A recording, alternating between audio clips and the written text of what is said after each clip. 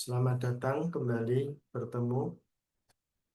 Ada Mas Arik Apola, Mbak Nadia, sama Mbak Yasmin.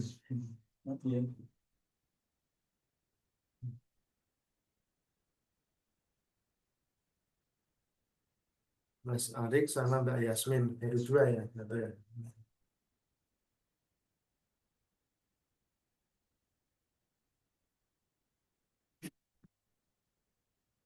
Apakah tulisan di layar sudah terlihat atau belum?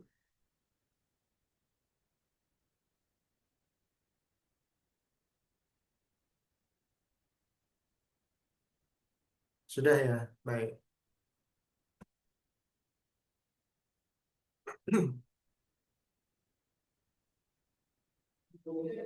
Sambil presensi dulu, daftar hadir seperti biasa, ketik nama lengkap,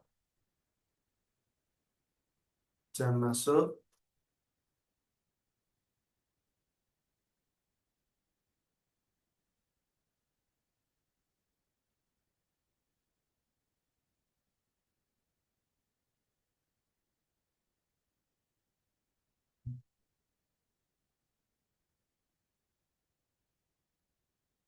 nama lengkap, spasi jam masuk ya.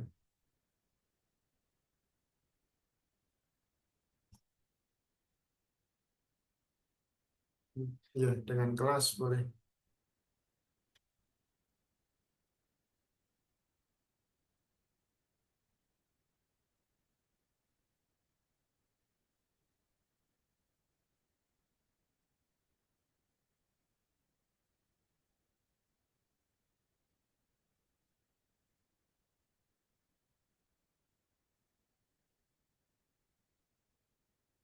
Hari ini kita kembali ke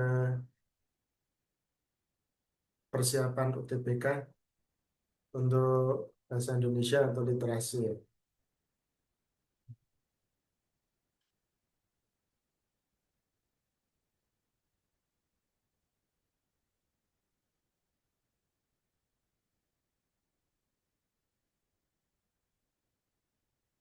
Kita langsung masuk. Untuk soal yang pertama itu ada memberi centang pada kolom benar dan salah ya. Seperti biasa, saya bantu bacakan. Nanti kalau suara saya kurang terdengar, mohon nanti bisa menyampaikan ya.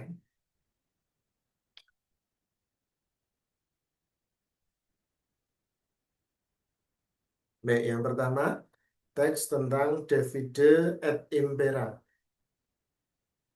Divide et Impera menjadi salah satu senjata kongsi dagang Belanda atau VOC untuk menguasai Nusantara. Istilah ini berasal dari bahasa Spanyol yang kurang lebih artinya belah dan kuasai. Istilah ini merujuk pada sebuah strategi perang yang dikombinasikan dengan politik, ekonomi, dan sosial untuk menguasai sebuah wilayah atau kelompok.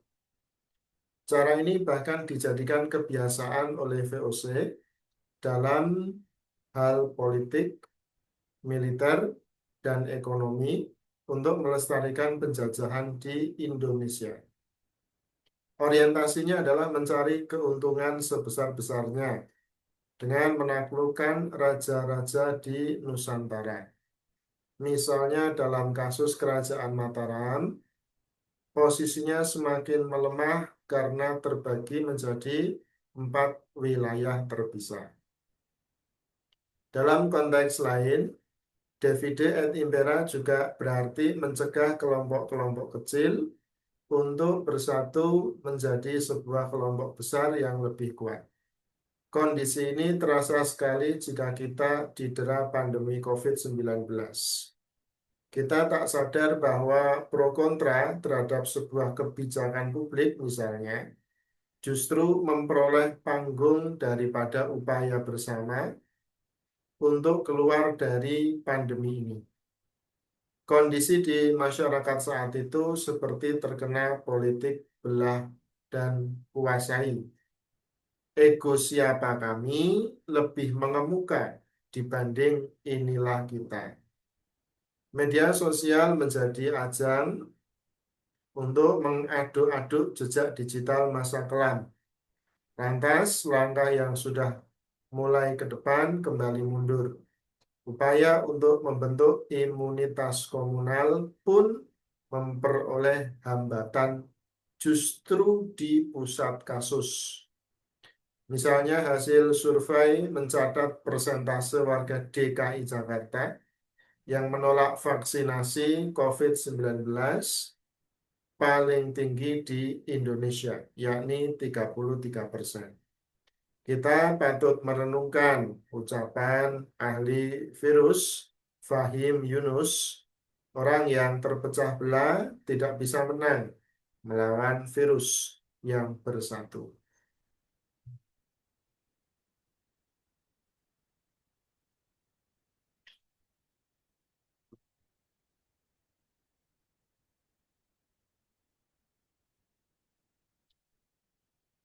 Itu tadi tentang politik Davide et Impera. Sekarang kita ke teksnya.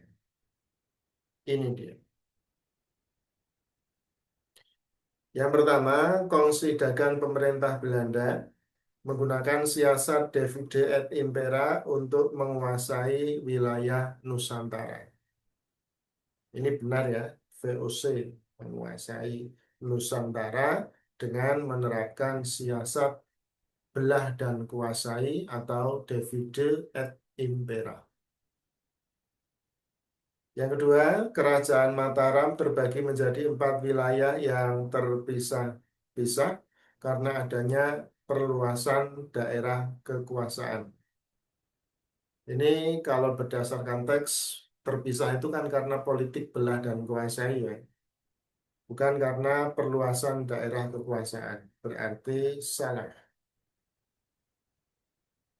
Sikap pro dan kontra terhadap sebuah kebijakan publik mempengaruhi semangat kebersamaan dalam menghadapi pandemi. Betul, semakin pro dalam menanggapi permasalahan ya semakin cepat ya masalah itu terselesaikan. Sikap bersama dalam menyikapi kebijakan publik memperoleh ruang dan ekspos yang luas dalam menghadapi pandemi. Kalau tadi kita lihat berdasarkan teks itu yang paling mendapatkan panggung justru adalah pro kontra di media sosial, bukan untuk upaya bersama untuk keluar dari pandemi. Ya, ini daripada upaya bersama.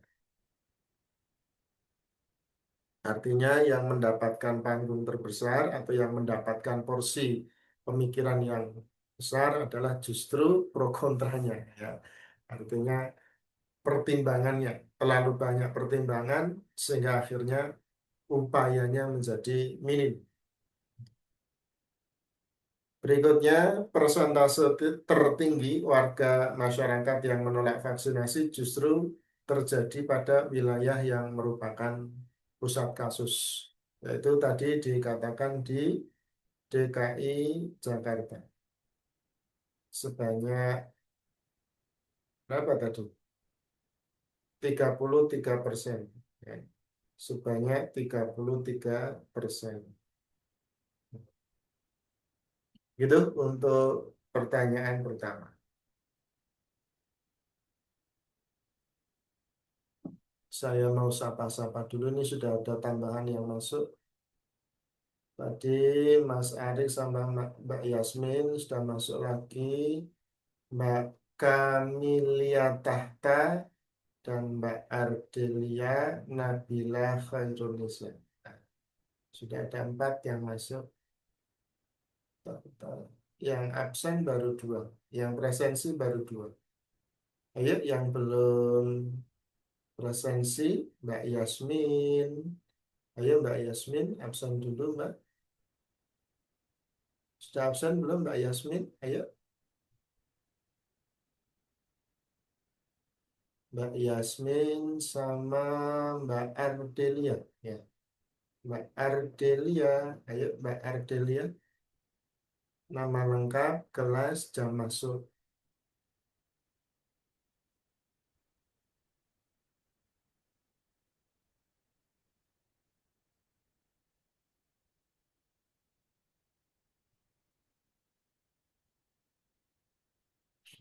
Baik, sekarang kita lanjutkan ke pertanyaan nomor 2. Simpulan yang tepat bacaan di atas atau tentang bacaan tadi ya. Tadi ada berapa paragraf tadi? Jadi ada satu, dua, tiga paragraf. Paragraf pertama tentang salah satu senjata VOC, yakni Davide et Impera. Paragraf yang kedua ini tentang sisi lain atau COVID-19 ini ya.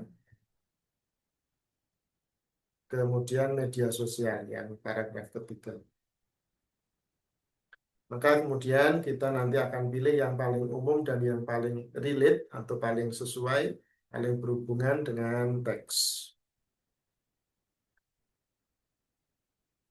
2A, pemerintah Belanda dapat menguasai seluruh wilayah Nusantara dalam waktu yang lama karena menerapkan strategi Divide et Impera. Nah, ini yang lama. Kerajaan Mataram terbagi menjadi 4 wilayah terpisah karena adanya perebutan wilayah dan perpecahan para pemimpinnya. Perpecahan para pemimpin. Ya. Strategi Davide et Impera berupaya mencegah kelompok-kelompok kecil bersatu menjadi sebuah kelompok yang lebih kuat. Ini berarti masih seputar paragraf 1 ya.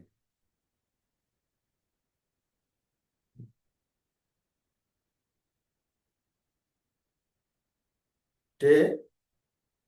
Kesepahaman dan kebersamaan semua pihak merupakan faktor penting dalam upaya menghadapi dan menyelesaikan permasalahan. Media sosial dapat menjadi sarana mengekspresikan pro dan kontra dalam menyikapi kebijakan publik untuk menghadapi masalah. Ini penekanan pada paragraf 3 ya. Penekanan paragraf 3. Kalau tadi ada yang penekanan pada paragraf 1. Nah, ini paragraf 1. Ini semuanya paragraf 1. Penekanan pada paragraf 1. Jadi kira-kira mana ini? Bukan A, bukan B, bukan C, bukan juga E, karena penekanannya atau merupakan penjelas dari salah satu paragraf.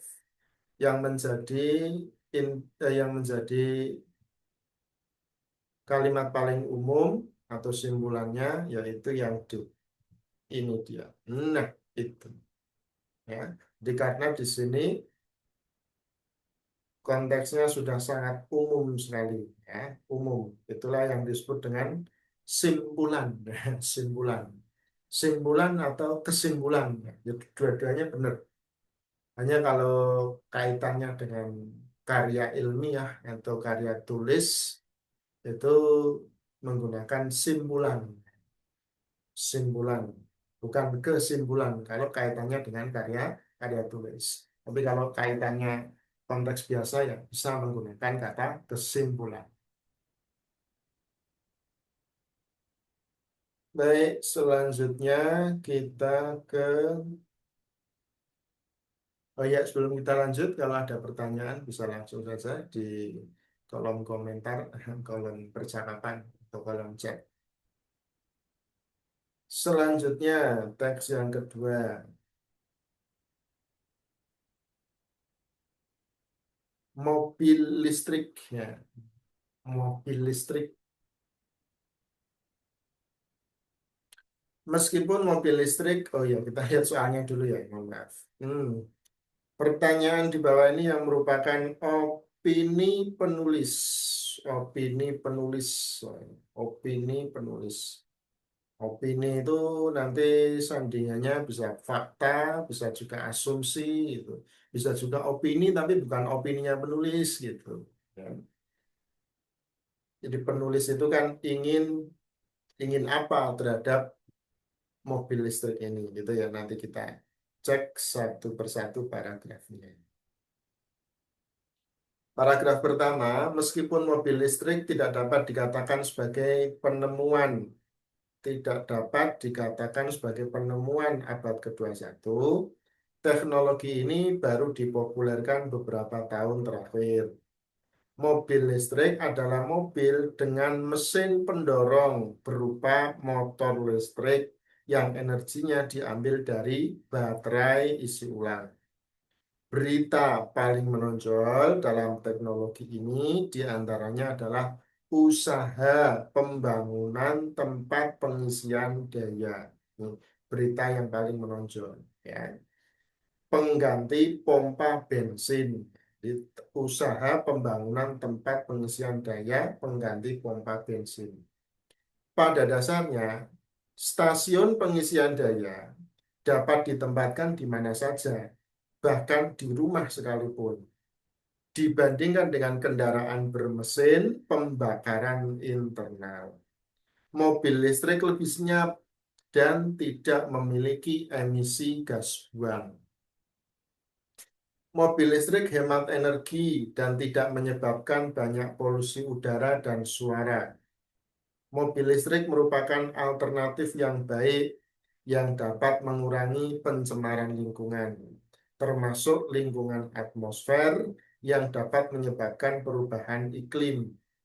Perubahan iklim adalah masalah nyata dan tantangan terhadap pemanasan global yang merupakan persoalan sangat serius yang harus ditemukan solusinya. Kendaraan listrik juga hadir dengan beberapa kekurangan. Salah satunya adalah bahwa stasiun pengisian daya tidak tersedia di semua area dan bahkan mungkin sulit ditemukan. Paket baterai di di kendaraan listrik lebih mahal untuk diganti daripada yang ada di kendaraan biasa karena kapasitas dayanya harus besar. Akibatnya, waktu pengisian baterai lama dan volume ataupun berat baterai juga sangat besar sehingga mobil listrik menjadi lebih berat. Ini. Daya yang bisa disimpan baterai sampai saat ini masih terbatas, yang berakibat baterai seperti tak berguna untuk berkendara jarak jauh. Sejumlah pemerintah di dunia telah memperkenalkan kebijakan untuk mendukung mendukung adopsi massal kendaraan listrik. Berbagai kebijakan telah ditetapkan untuk memberikan insentif non-moneter, non-moneter atau bukan uang ya, subsidi untuk penyebaran infrastruktur pengisian daya, subsidi penyebaran, berarti satprasnya, dan peraturan jangka panjang dengan target khusus, harus sudah ada peraturannya juga. Inti kebijakan tersebut adalah mendorong pengembangan dan penggunaan mobil listrik. Kebijakan ini perlu didukung mengingat kelebihan-kelebihan mobil listrik yang telah dikemukakan di atas dan bahan bakar fosil yang akan habis dalam waktu yang tidak lama lagi. Baik, itu tadi teksnya.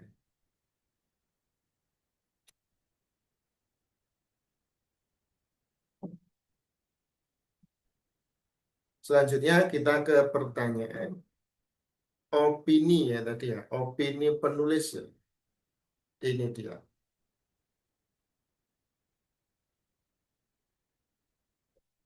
A. Mendukung kebijakan insentif non-moneter yang memberi manfaat langsung bagi masyarakat. Nanti penulis itu mendukung kebijakan yang mana? Di sini kan semuanya dari A sampai E itu kan mendukung kebijakan. Berarti penulis itu otomatis mendukung kebijakan. Makanya kebijakan yang mana? Ya kan gitu.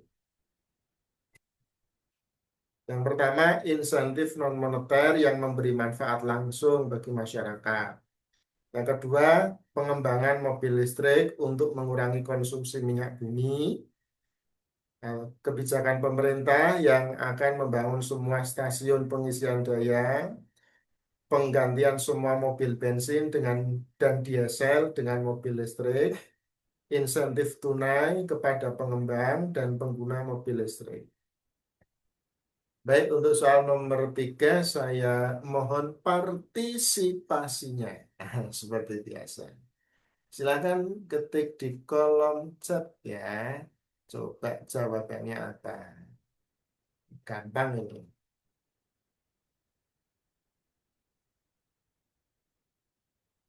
Ayo Mbak Yasmin, Mbak Ardelia, Mbak Tahta, Mas Arik. Biasanya Mas Arik ini yang duluan jawab.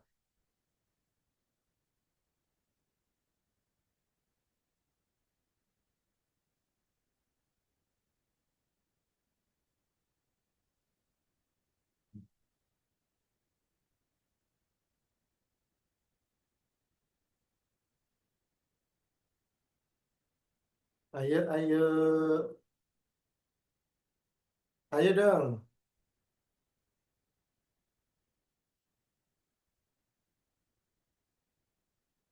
Loh, kok keluar?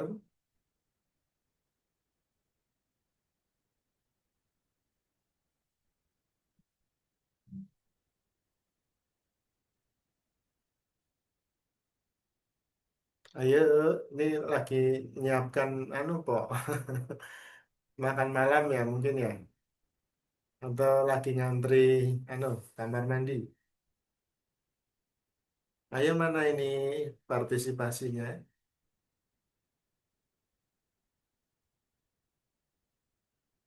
Mas Arik. Gitu dong. Ya, 3 lagi atau 2. Yang satu tadi kayaknya keluar atau terpental tadi ya. Ya, satu lagi mungkin. Mbak Yasmin, ayo Mbak Yasmin.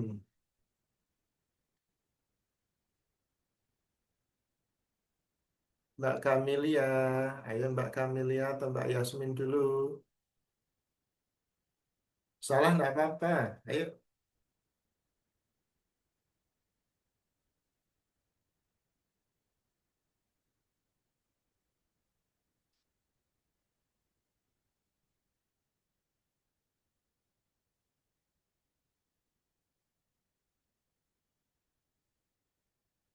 iya Mbak Kamilia, A juga baik. Terima kasih ya.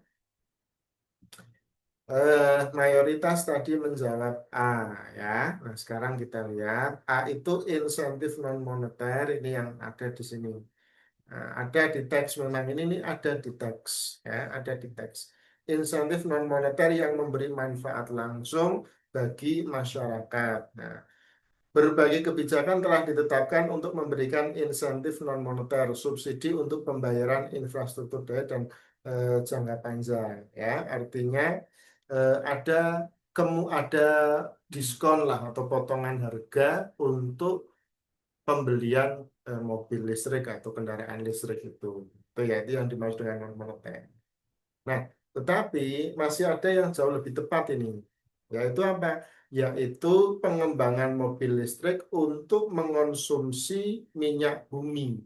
Jadi, banyak sekali di sini itu opini-opini penulis. Namun semua opini ini mengacu kepada ini, mengacu kepada pengembangan mobil listrik untuk mengurangi konsumsi minyak bumi.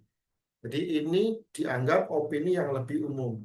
Jadi kalau ada 2 opini yang relate, yang sesuai dengan teks, maka nanti dipilih yang paling umum. Ya. Antara A itu yang masuk, kemudian ini B itu juga masuk. Jadi kalau ada 2 seperti ini yang masuk, maka pilihlah yang paling umum. Ya, karena B itu juga masuk dan B lebih umum daripada yang A, kan gitu. Kalau ini kan jelas tidak sesuai ya. Pemerintah akan membangun semua stasiun. Tadi kan dananya kan nggak ada. Kemudian penggantian semua mobil. Ya harapannya seperti itu. Tapi ini jangka jangka panjang ya. Kemudian ini yang insentif tunai ini kan jelas salah, tidak sesuai dengan teks, kan begitu. Jadi yang paling umum adalah yang B. Tapi tidak apa-apa, sudah berusaha. Kita coba lagi satu pertanyaan lagi. Ah, ini banyak nih pertanyaannya ini. Oke, nanti kita jawab yang terakhir aja ya. Yang pertama, mobil listrik sudah dikenal di abad 20. Nah, kalau tadi abad-abadnya adalah ini. Tidak dapat dikatakan abad 21. Berarti artinya sebelum 21. Kan gitu ya. Ini kan abad 21 ini. Tapi di sini ada kata tidak dapat dikatakan. Berarti artinya sebelum 21. Kalau sebelum 21 berarti sudah dikenal di abad 20. Maka ini bernilai benar gitu ya. Kemudian yang kedua, mobil listrik dapat menempuh jarak yang jauh dalam sekali pengisian baterai. Ini salah karena tadi harus ada pengisian ulang. Makanya butuh tempat pengisian baterai di beberapa tempat. Berikutnya, sebentar.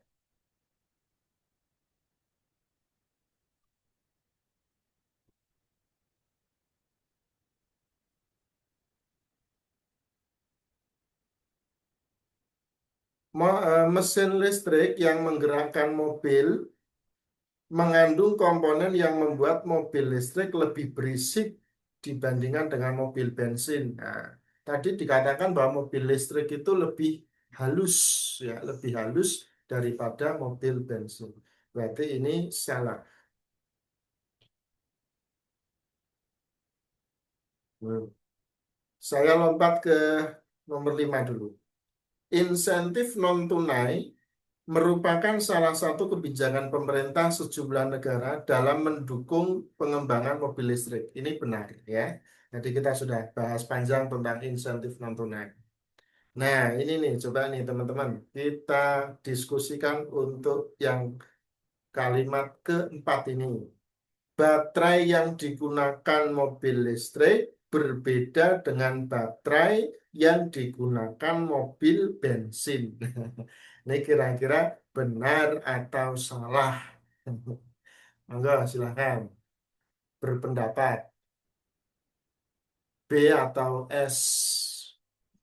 Baterai yang digunakan mobil listrik berbeda dengan baterai yang digunakan mobil bensin. Ini kita perlu diskusi ini kalau ini. S salah, Mbak Kamilia. Mas Arik gimana Mas Arik?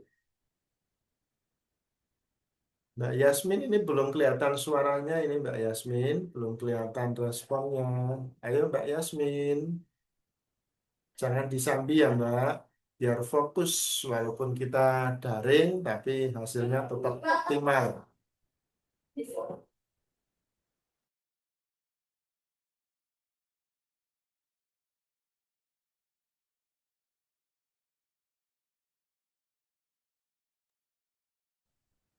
Ayo Mbak Yasmin. Oke, Mas Arik juga salah. Boleh mungkin satu kalimat untuk memberi alasan. Kenapa alasannya salah? Berarti baterai yang digunakan mobil listrik berbeda dengan baterai yang digunakan mobil bensin itu salah. Berarti baterainya sama, gitu kok? Apa gimana? Kira-kira kalimatnya mungkin buat alasan sedikit untuk memperkuat saya mengetahui ini kira-kira teman-teman sudah paham atau belum.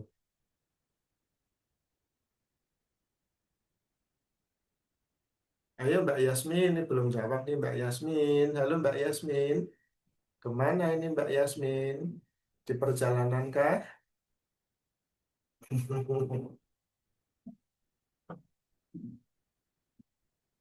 Menurut saya karena mobil bensin tidak pakai baterai. Ya, betul. Saya juga setuju. Mobil bensin itu tidak menggunakan baterai. Ya. tidak menggunakan baterai itu berarti ya menggunakan tadi bahan bakar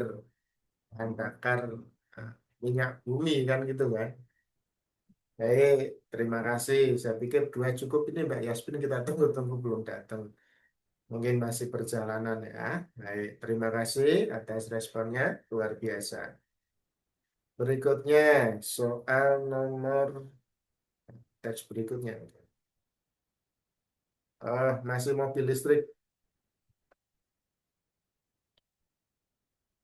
Menurut bacaan, alasan utama dikembangkannya mobil listrik adalah titik-titik dikembangkannya mobil listrik. A. Cadangan minyak bumi akan segera habis.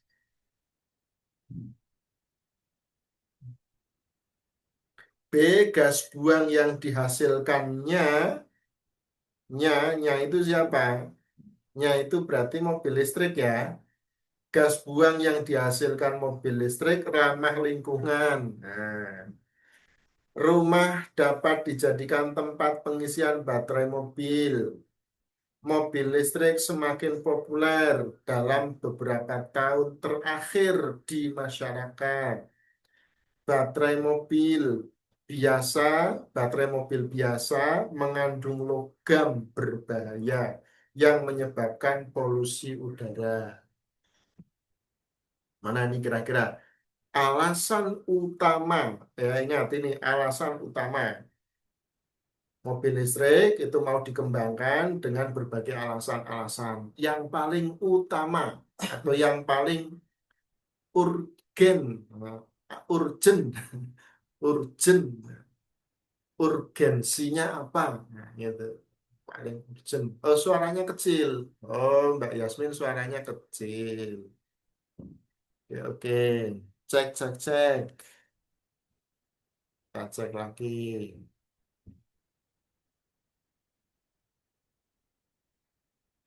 Tes, tes. Mungkin Mbak Yasmin bisa pakai ini ya, pakai apa? Apa Mas mau jenengi headset, headset ya, pakai headset ya. Bisa pakai headset ya, supaya suaranya bisa lebih keras. Biasanya ya masuk volume segini masuk biasanya.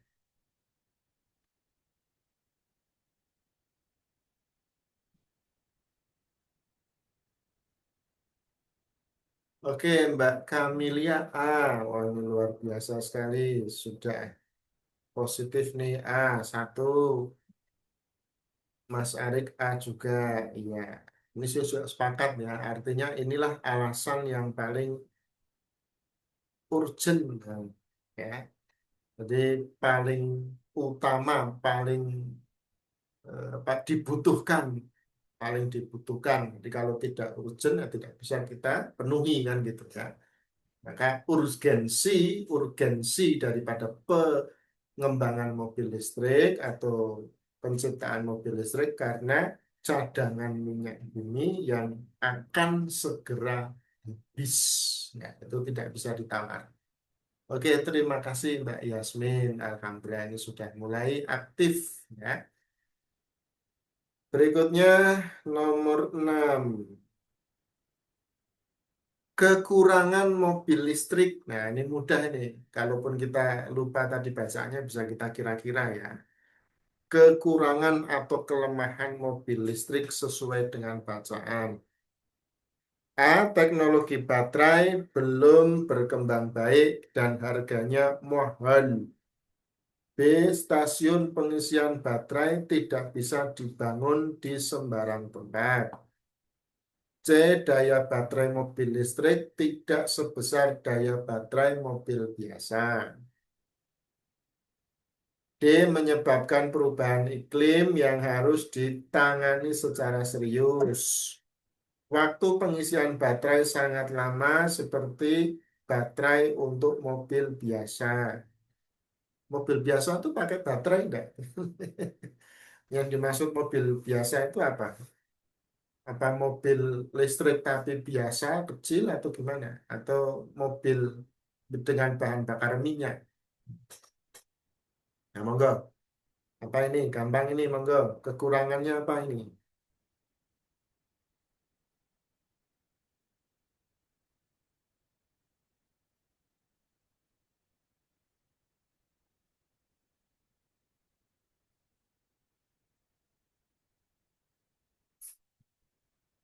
A, oke, Mbak Kamilia mengawali dengan A, satu orang A, didukung Mas Arif.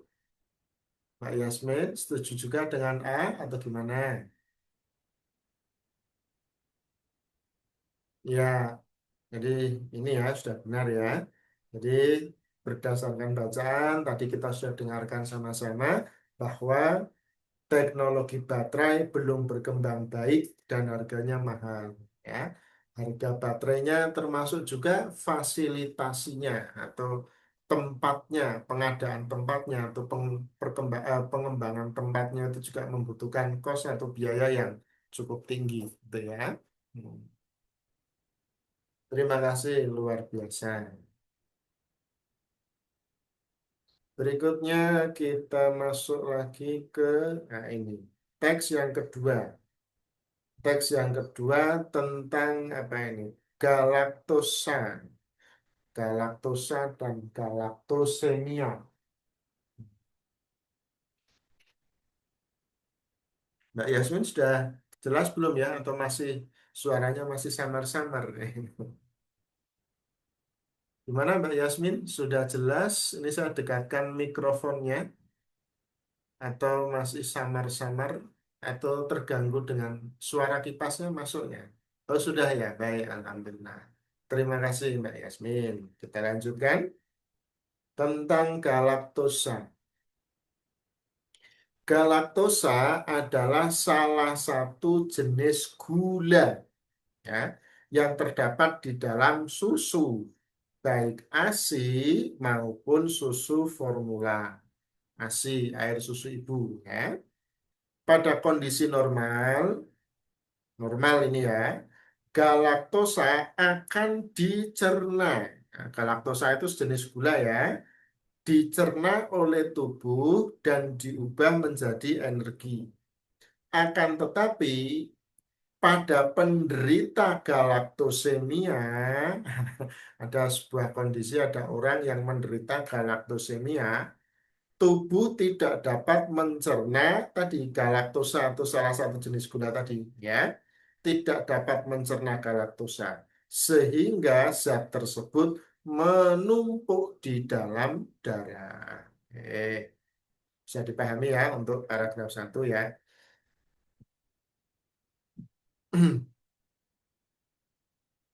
Jika menumpuk dalam darah, galaktosa dapat mengalir ke organ-organ tubuh seperti ginjal dan hati. Nah, jadi karena numpuk akhirnya cari ruang, cari ruang. Ruangnya kemana? Ke ginjal dan ke hati. Ya. Galaktosa yang mengalir ke organ tubuh akan diubah menjadi galaktitol. Nah, galaktosa tadi yang mengalir ke organ tubuh tadi ginjal dan hati itu diubah menjadi galaktitol. Galaktitol. So, dicatat ambil dicatat ya. Jadi teman-teman kalau mengikuti apa kelas online ini sambil bawa catatan ya. Yaitu salah satu zat yang beracun ini ternyata ya, galaktitol tadi beracun bagi tubuh. Akibatnya organ tubuh dapat mengalami kerusakan. Galaktosemia ya, galaktosemia itu tadi penderita galaktosemia ini ya tergolong penyakit langka yang terjadi sekitar 1 dari 48.000 bayi di seluruh dunia. Kasihan ya bayi, walaupun satu ini kan kasihan karena temennya jarang ya.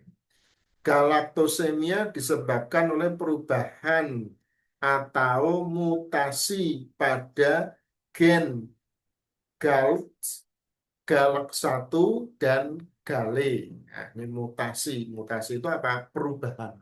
Ya, ada perubahan gen-gennya berubah. Gen-gen tersebut berfungsi untuk membentuk enzim galaktokinase yang mengubah galaktosa menjadi energi. Nah, karena gen-gennya mutasi, ya maka dia tidak mampu lagi untuk membentuk enzim menjadi energi, kan begitu. Mutasi tadi menyebabkan gen-gen tersebut hanya dapat memproduksi sedikit enzim galaktokinase. Akibatnya, tubuh tidak dapat mencerna galaktosa dengan baik. Nah, Galaktosemia diturunkan dari orang tua kepada anak dalam pola penurunan autosomal resesif. Nah, jika kedua orang tua memiliki gen galaktosemia, maka risiko anaknya menderita galaktosemia adalah sebesar 25% pada setiap kehamilan. Nah, itu namanya autosomal resesif, punya potensi untuk mengidap penyakit galaktosemia. Meskipun galaktosemia dapat berakibat fatal, bayi yang terlahir dengan kondisi ini dapat hidup normal, ya, jika segera diberikan penanganan yang tepat. Ini ceritanya ada seorang bayi yang terkena penyakit itu tadi. Pertanyaan nomor 7, ya tadi kita belum baca pertanyaannya ya. Nah, ini makna paling tepat dari kata galaktosemia. Nah, tadi kalau teman-teman menyimak, insya Allah sudah paham. Galaktosemia itu apa itu? Bayi dengan kondisi yang tidak dapat minum ASI maupun minum susu formula. Susu formula itu ya susu bubuk atau susu itulah ya susu yang dijual itu ya. Kemudian yang B, penyakit keturunan yang menyebabkan tubuh tidak dapat mencerna galaktosa. C, galaktosa yang menumpuk dalam darah dan mengalir ke organ-organ tubuh yang vital. D, tubuh tidak dapat mencerna galaktosa sehingga zat tersebut menumpuk di dalam darah. Galaktosa yang mengalir ke tubuh menjadi galaktitol sebagai zat yang beracun bagi tubuh. Nah, silahkan. Galaktosemia.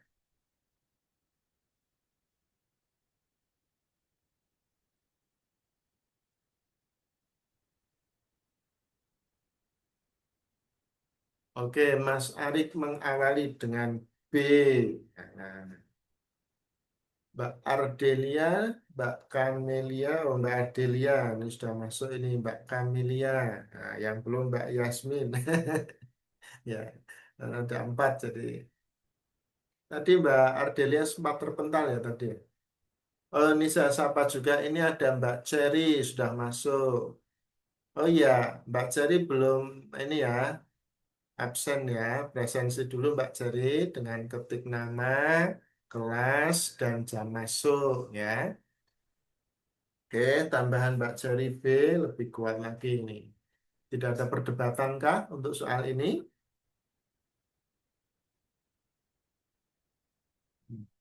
Baik, sudah ada 4 yang menjawab B, cukup ya. Jadi untuk pertanyaan ini sangat betul sekali teman-teman. Jadi jawabannya adalah B, penyakit keturunan yang menyebabkan tubuh tidak dapat mencerna galaktosa. Kalau galaktosa yang menumpuk dalam darah dan mengalir ke organ tubuh itu namanya galaktitol. Nah, ini dia. Ini ya, galaktitol. Terima kasih, luar biasa. Ini sudah benar semua. Berikutnya nomor 8. Ya, fokus lagi ya.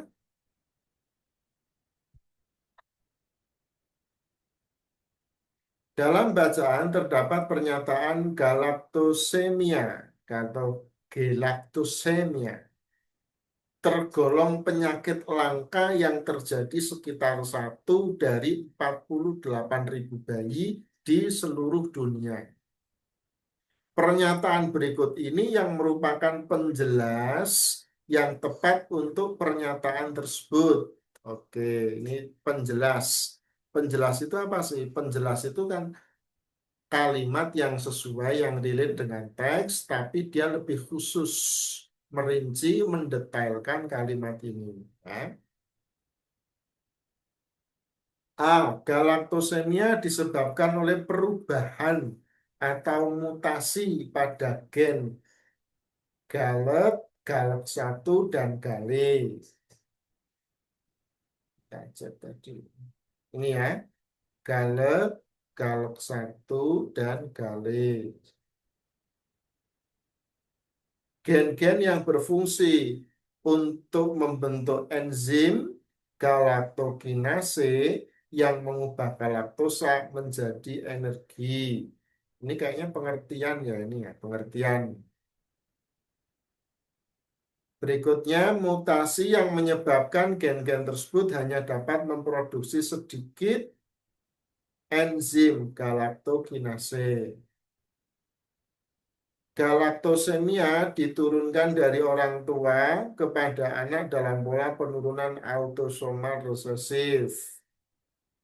Bayi dengan galaktosemia dapat hidup normal jika segera diberikan penanganan yang tepat. Oke. Berarti yang ada kaitannya dengan ini,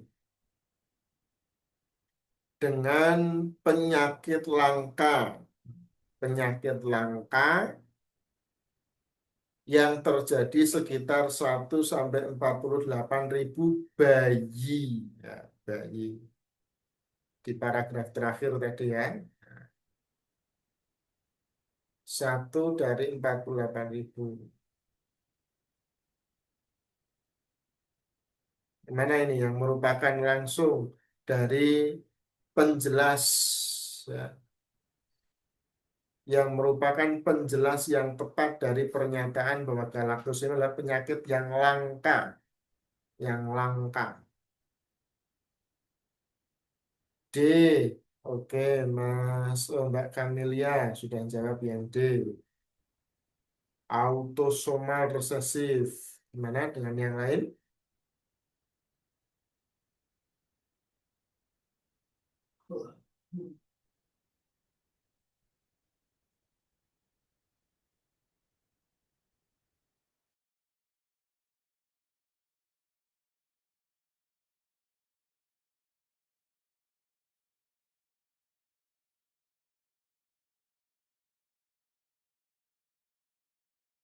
Mana yang lain?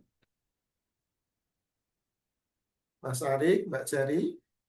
Oke, D juga.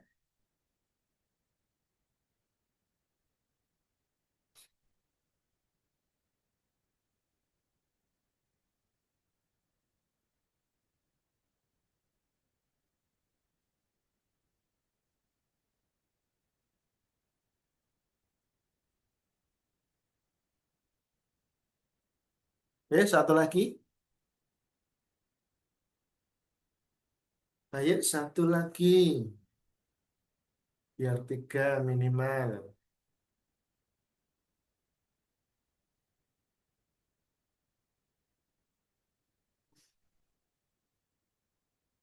Ini semuanya tepat. Ini semuanya ada di dalam paragraf tadi ya, paragraf kedua tadi. Semuanya ada. Hanya yang langsung merupakan penjelas itu, dari kalimat ini ya. Ya, cukup untuk tiga respons. Sudah ada tiga yang menjawab D. Ini luar biasa, ini sudah benar ya, sudah benar ya. Sudah benar, jawabannya adalah D. Galaktosemia diturunkan dari orang tua kepada anak. Ya, namanya juga bayi. Bayi itu ya diturunkan ada orang tuanya kan gitu kan. Dan penyakit langka karena penurunan autosomal resesif ini. Terima kasih luar biasa. Selanjutnya apa ini? Oke, teks baru ya. Oke, teks baru. Teks yang keberapa ini tadi? Tadi kan ada teks tentang Davide et Impera, terus apalagi tadi mobil listrik ya. Kemudian ini galaktosa. Nah, berikutnya tentang teks fiksi ya. Ini fiksi. Kalau tadi kan non fiksi ya. Non fiksi, teks ilmiah dan teks argumen ya. Sekarang ke teks fiksi. Ini kayaknya ya dari bentuknya jelas ini cerpen ya, atau mungkin kutipan novel. Oh, kutipan novel. Ini yang ditanya adalah tema. Oke, kita kunci pertanyaannya tema. Tema sama apa ini? Sama pernyataan yang mencerminkan ketegasan. Oke. Oke, kita fokus ke teksnya dulu.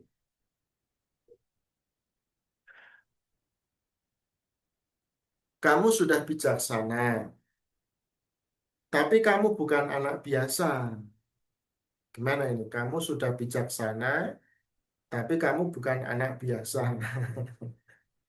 Ini kalimatnya harusnya ini kan kamu sudah bijaksana itu kan nuansanya positif ya. Ini nuansanya positif. Kemudian bukan anak biasa itu juga nuansanya positif. Kalau positif ketemu positif ya konjungsinya bukan tapi ya. Tapi apa? Bahkan kan itu kan. Kamu sudah bijaksana, bahkan kamu bukan anak biasa kan itu. Lebih tepatnya begitu. Tapi tidak apa-apa, ini hanya kutipan. Jutaan anak biasa di luar sana nggak sebijak kamu dan mungkin saja membuat pilihan yang salah. Dan kalau kesalahan dia atau kesalahan kamu menyakiti salah satu dari kalian, bisa saja itu membekas dan berdampak parah.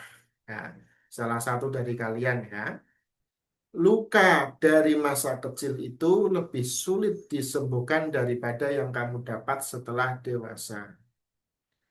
Mungkin ini ngomong sama anak kecil ini ya. Aku mengangkat bahu. Aku itu siapa? Aku itu berarti yang ngomong ini. Ini kan yang ngomong. Ini kan nggak ada keterangan siapa yang ngomong. Dan di sini ada kata aku. Ya berarti paragraf pertama itu ya aku itu yang ngomong. Yang ngomong kan aku. Kemudian paragraf kedua dia masih ngomong tapi sudah berbeda topik, sudah berbeda pokok bahasan. Aku mengangkat bahu. Yang ku bilang barusan adalah perspektif umum orang dewasa. Tapi kamu yang menentukan apa yang mau kamu lakukan. Aku nggak kenal anak ini, tapi sebagai orang yang sayang kamu, aku akan otomatis menganggap kalau nggak ada anak yang sepadan untuk kamu. Nah, gitu. Suki mengernyit. Nah, Suki itu berarti yang anak yang diajak omong tadi itu sama aku di sini. Ya. Jadi menurut kamu, aku harus bilang nggak? Nah, bilang apa ini? Berikutnya ini ganti paragraf lagi ya ini ya. Enggak juga itu berarti kata aku ya. Kalau kamu mau coba silakan saja. Tapi kamu harus tahu kalau nggak ada orang, kalau nggak ada orang lain yang bisa menanggung risiko dari perbuatan yang kamu pilih. Jadi anak kecil nggak akan memberikanmu pengecualian. Jadi anak kecil nggak akan memberikanmu pengecualian. Jadi kamu nggak memberi nasihat apa-apa, tanya Suki.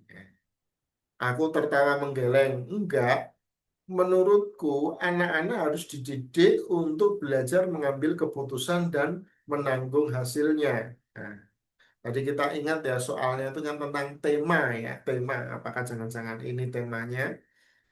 Tapi kamu bukan anak biasa. Kamu sudah terbiasa menghadapi keputusan sulit. Tapi kalau nasihat, aku punya satu.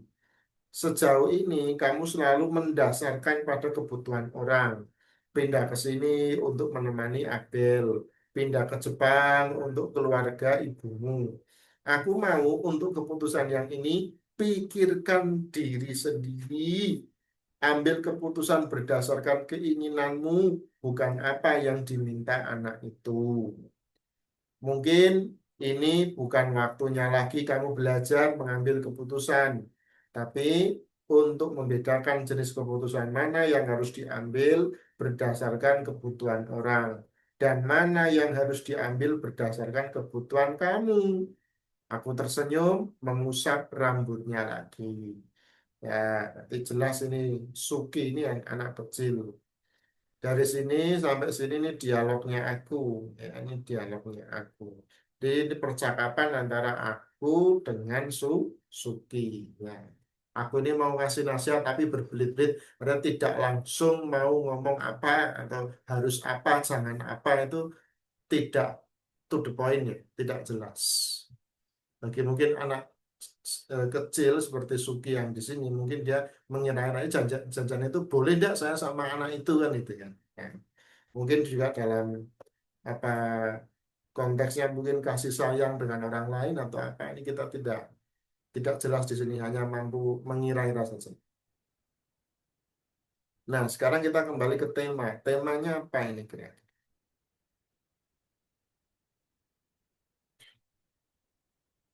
Cara pandang seseorang terhadap orang lain dalam bersikap dan memahami sebuah keputusan.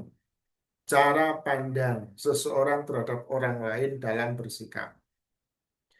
B. Pergolakan batin seseorang dalam menghadapi pendapat dan opini orang lain. Pendapat sama opini itu ya sama sih. Kepastian dan keteguhan prinsip dalam menghadapi beragam peristiwa yang terjadi. Peristiwa apa ini? Keputusan akhir tentang cara menjalani hidup menjadi tanggung jawab diri sendiri. Anak-anak harus dididik sejak dini untuk terbiasa mengambil keputusan dan menanggung hasilnya. Monggo silakan berpendapat.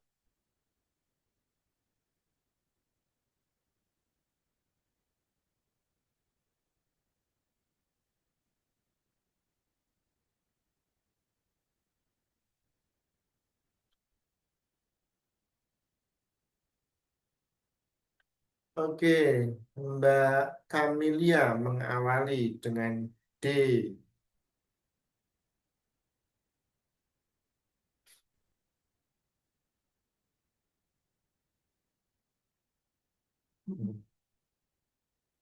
Nah, ayo mungkin dua lagi untuk pembanding, minimal tiga ya. Nanti baru saya sampaikan.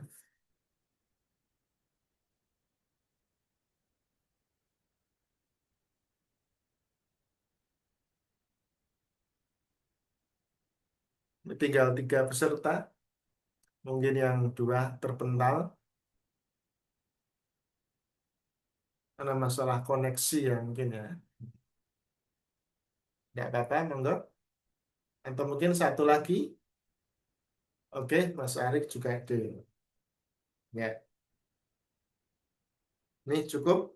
Sudah baik, sudah benar. Jadi tadi sudah kita lihat bersama bahwa di sini ini kan ada eh, penawaran, penawaran apakah mau dengan anak perempuan itu atau tidak kan gitu kan. Terus pokoknya keputusannya harus dipilih sendiri dan mampu menanggung risikonya sendiri. Jadi ini benar jawabannya.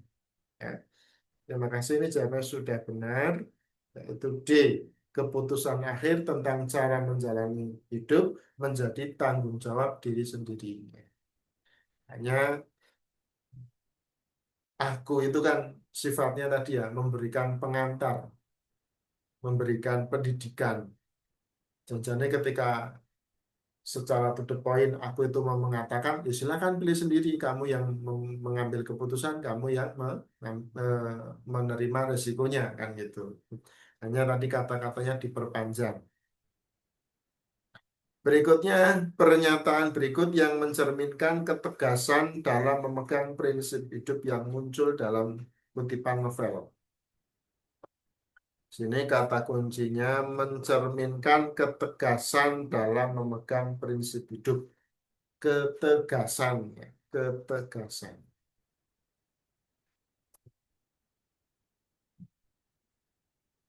Dan kalau kesalahan dia atau kesalahan kamu menyakiti salah satu dari kalian, bisa saja itu membekas dan berdampak parah. Sudah nampak ketegasannya? Belum ya tampaknya ya. Tapi sebagai orang yang sayang kamu, aku akan otomatis menganggap kalau nggak ada anak yang sepadan untuk kamu. Apakah itu sudah ketegasan?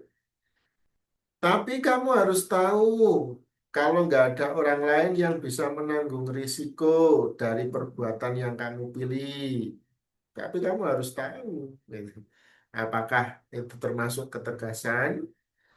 Menurutku, anak-anak harus dididik untuk belajar mengambil keputusan dan menanggung hasilnya. Apakah itu sudah tampak ketegasan, beda-beda tipis nih. Aku mau untuk keputusan yang ini pikirkan diri sendiri. Ambil keputusan berdasarkan keinginanmu, bukan apa yang diminta anak itu. Oke, antara ini sih, antara C, D, E. Monggo silakan.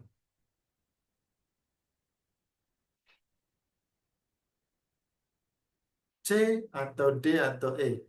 Sudah saya eliminasi dua, tinggal tiga. Oke, satu E. Oke, satu E, satu D. Wah, ini muncul perdebatan ini. Karena sudah ada dua yang berbeda. Mas Arik mau pilih mana ini?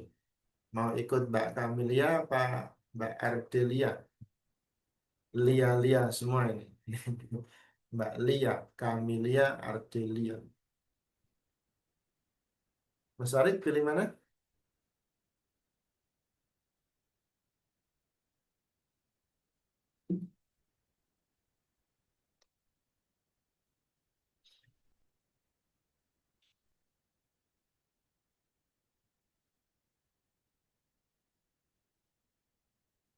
Oke, E ya.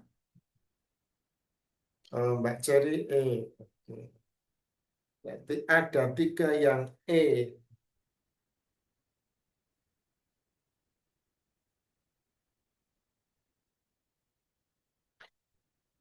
Kita kembali ke soal tadi ya, yaitu ketegasan dalam memegang prinsip hidup. Ketegasan dalam memegang prinsip hidup. Jadi harus punya prinsip. Nah, gitu. Prinsip tegas dalam prinsip. Prinsip itu apa? Prinsip itu kan nilai yang dimiliki oleh diri sendiri, kemudian dipegang kuat. Hmm. Ya gampangannya kolot ya bisa kolot, tapi mengapa dia sampai seperti itu? Karena dia sudah siap dengan positif negatif yang akan dia terima. Walaupun mungkin keputusannya itu tidak baik untuk dirinya sendiri, tapi karena dia sudah memegang prinsip itu, maka dia harus perjuangkan apa yang dia pegang. Intinya begitu.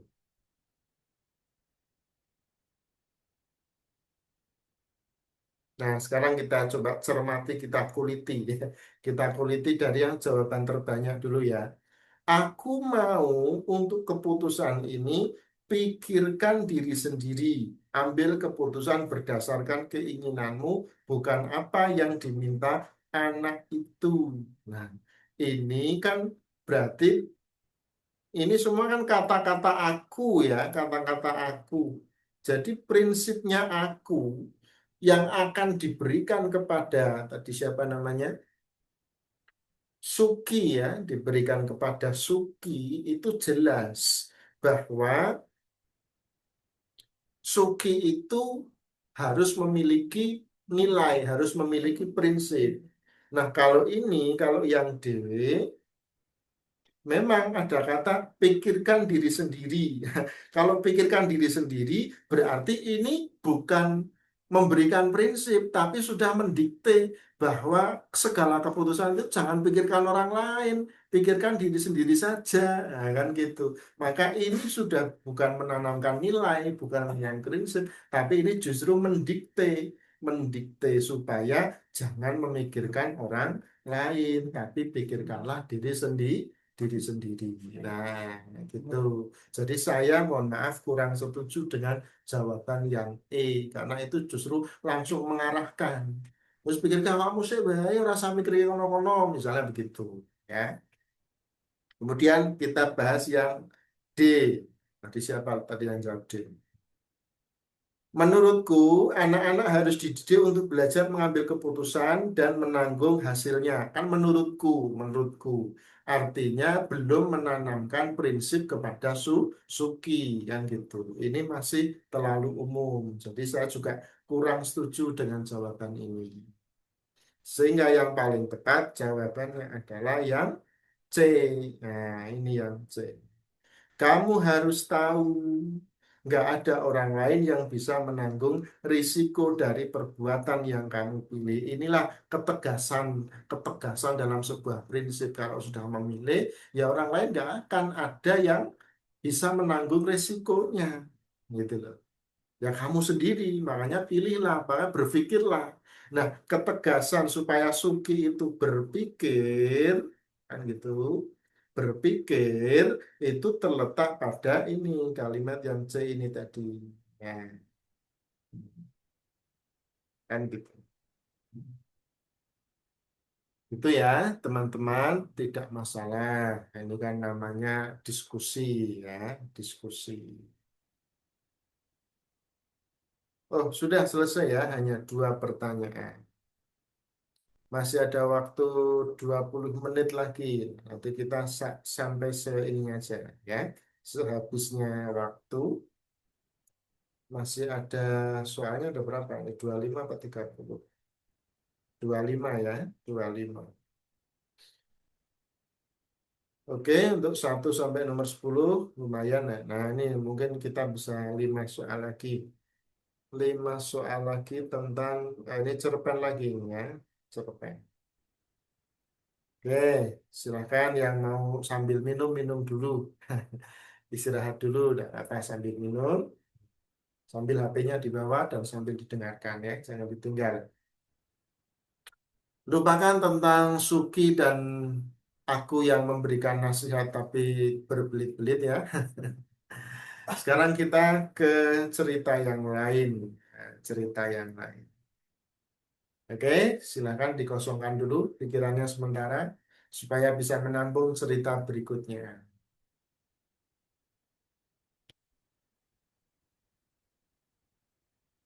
Kita mulai ceritanya.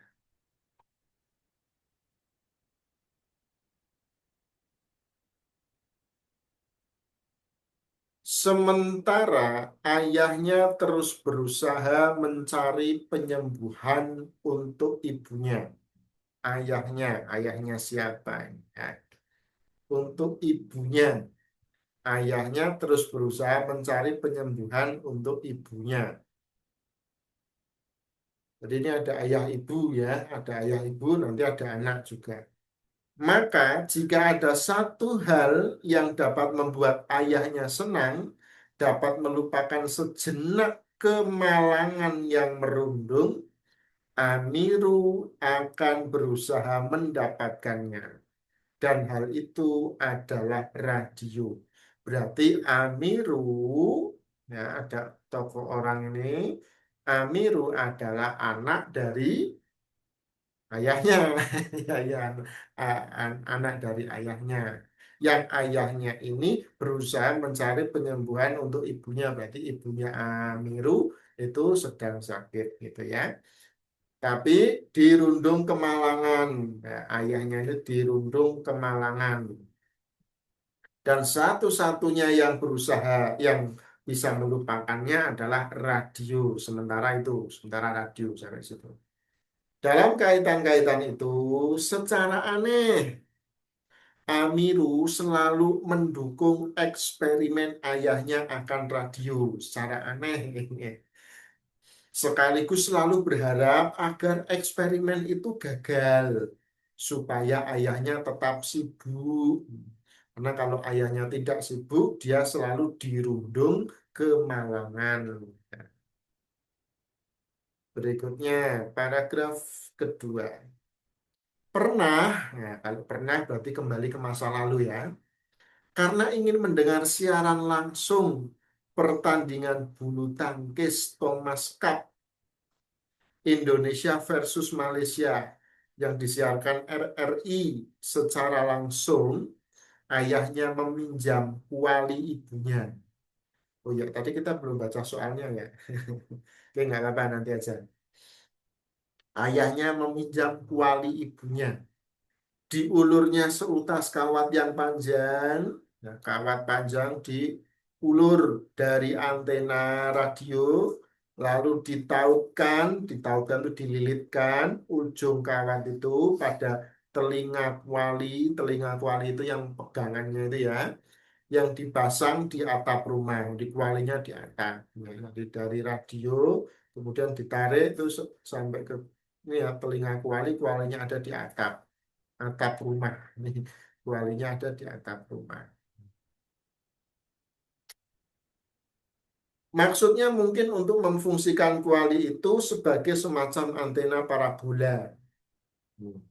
Siaran radio tidak membaik, eksperimen antena kuali gagal. Nah, di Amiru senang. Tak kenal menyerah, Amirza mencoba berbagai cara supaya mendapat siaran radio yang lebih jelas. Nah, ini muncul nama baru, Amirza. Siapa Amirza? Amirza mencoba berbagai cara mendapat siaran radio. Berarti kemungkinan Amirza itu adalah ayah, nama ayah dari anak yang bernama Amiru atau bapaknya Amiru.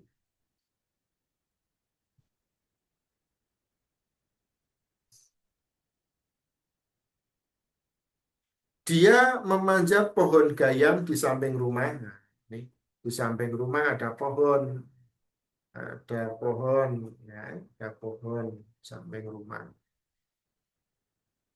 Dia memanjat pohon gayam di samping rumah lalu mengikat sebatang besi di puncaknya. Di puncak pohon dia mengikat sebatang besi. Ada besi, besi diikat. Ya. Di ujung batang besi itu ditautkan kawat yang telah diulur dari antena. Ini juga sama. Diulur juga ini dari kawat ini diulur ke antena radio. Ya. Hasilnya siaran radio malah makin kemprosot. Ya. Tadi pakai kuali gagal, kemudian pakai besi juga gagal. Malah suaranya makin kemerosot. Kemerosot itu berarti tidak jelas. Ya. Ayah Amiru penasaran. Dibalutnya ujung besi di puncak pohon gayam itu dengan gulungan timah, tindakan itu mengikuti sebuah alur logika yang amat akademik, yaitu sebagian kaum yang akrab dengan tambang. Oke, kita lanjutkan lagi. Mohon maaf tadi sampai mana tadi sinyalnya terputus. Tadi sampai ke Amirza ya, atau ayahnya Amiru yang berusaha mendapatkan sinyal radio. Pertama pakai apa tadi? Pohon pakai apa? Wali, yang kedua pakai besi, ya besi.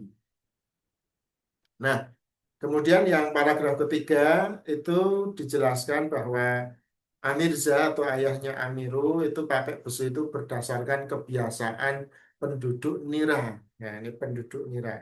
Penduduk Nira itu penduduk di kampung itu ya, yang mungkin paham bahwa petir gemar sekali menyambar tanah yang mengandung timah. Karena petir adalah listrik dan frekuensi radio juga salah satu bentuk penjelmaan listrik. Frekuensi radio pasti senang menyambar antena radio yang dilapisi timah. Akibatnya, tidak bisa tidak, siaran radio pasti akan semakin jelas. Begitu dasar pemikiran Amirza. Jika pemikiran itu dijadikan proposal skripsi mahasiswa tingkat akhir, pasti dosen pembimbing akan mengangguk tanpa ragu. Ya. Yang terjadi adalah pada suatu malam hujan lebat, antena di puncak pohon gayam itu disambar petir. Nah, apakah radionya kemudian jelas suaranya? Nah, ini sudah cukup sampai di sini. Ini belum ada kelanjutannya, ya. Pertanyaannya adalah pesan yang dapat diambil dari kutipan novel di atas, kutipan novel. Jadilah orang yang ini sama nih. Jadilah orang yang apa ini? A. Selalu mendukung aktivitas keluarga. B. Penuh kasih sayang dalam merawat anggota keluarga. C. Memiliki logika dalam mengerjakan suatu hal. Jadilah yang pantang menyerah dalam berusaha. Jadilah orang yang ambisius dalam mendapatkan hasil. Paragraf satu paragraf tentang kondisi kerundungan atau dirundung permasalahan untuk Amirza.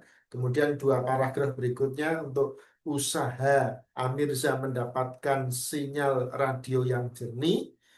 Kemudian satu paragraf tentang logika tadi alasan Amirza manjat pohon sambil mengikat besi, ya, mengikat besi.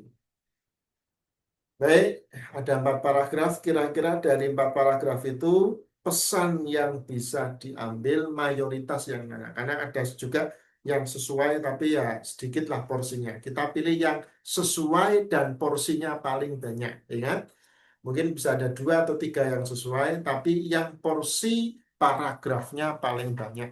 Nah, itulah yang menjadi penekanan penulis. Karena apa? Bukti penekanan penulis ada pada kuantitas paragrafnya. Semakin penting, semakin inti, maka paragrafnya semakin banyak. Nah, tinggal kita hitung saja jumlah paragraf yang relate dengan tema ini yang mana.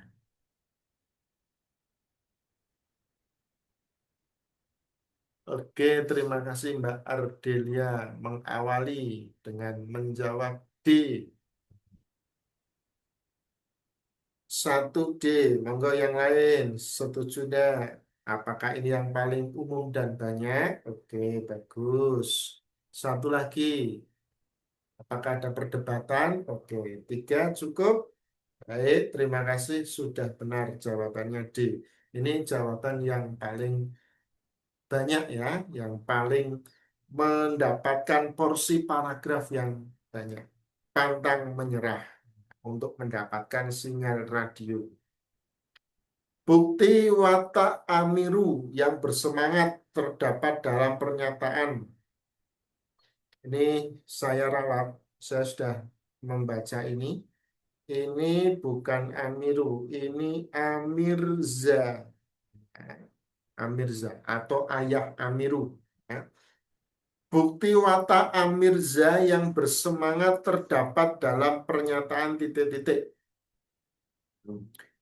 Pernah dia ingin mendengar siaran langsung pertandingan bulu tangkis Thomas Cup Indonesia Malaysia yang disiarkan secara langsung. Ayahnya meminjam kuali ibunya, oke? Ini kata kuncinya meminjam. Tindakannya meminjam. B. Diulurnya seutas kawat yang panjang dari antena radio lalu ditautkan ke ujung kawat itu pada telinga kuali yang dipasang di atas atap, di atap rumah. Berarti ini ngulur, mengulur, menautkan, ya, diulur, ditautkan, dan dipasang. Nah, ini kata kerjanya itu, atau verbanya, atau predikatnya itu. Kalau A tadi predikatnya meminjam, kalau yang B predikatnya itu mengulur, menautkan, dan memasang di atap rumah.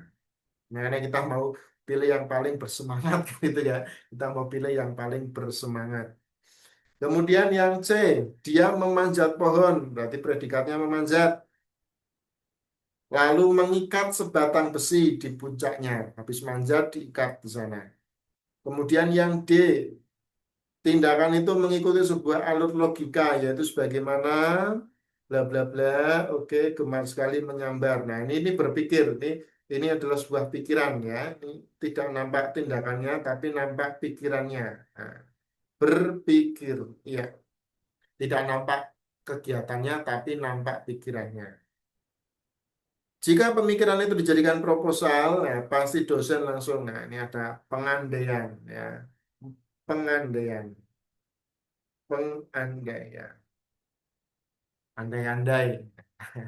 Oke, jadi ya jelas antara A, B, C ya, yang dari tindakannya itu ya, karena jelas itu ada semangat. Nah, tinggal mana yang paling semangat menurut teman-teman.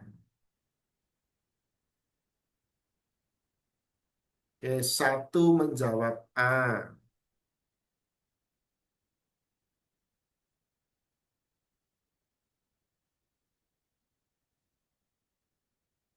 Satu menjawab A, satu menjawab C.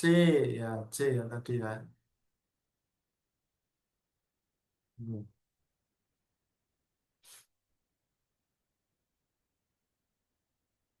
Oke, tambahan lagi untuk C.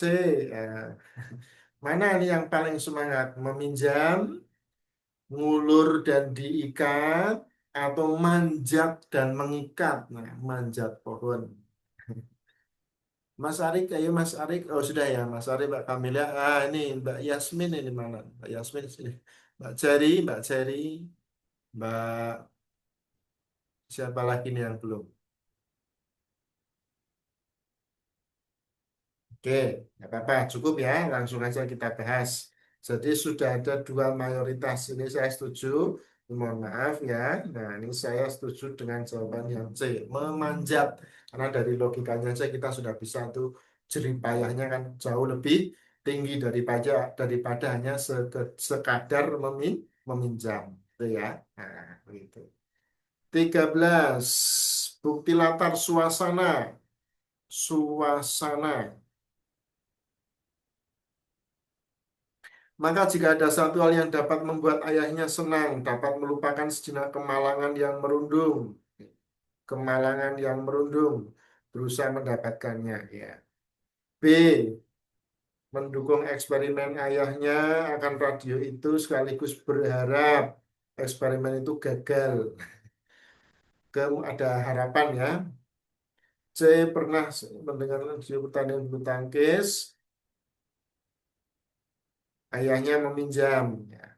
Maksudnya memfungsikan kuali sebagai semacam antena parabola. Secara Oke, ini tidak berkaitan ya. Berarti yang benar antara ini aja, antara A, B, C. Nah, mana ini di antara A, B, C? A, B, C yang suasana yang menunjukkan suasana. Mana ini yang menunjukkan suasana? Apa ini berharap? Apa ini hanya meminjam?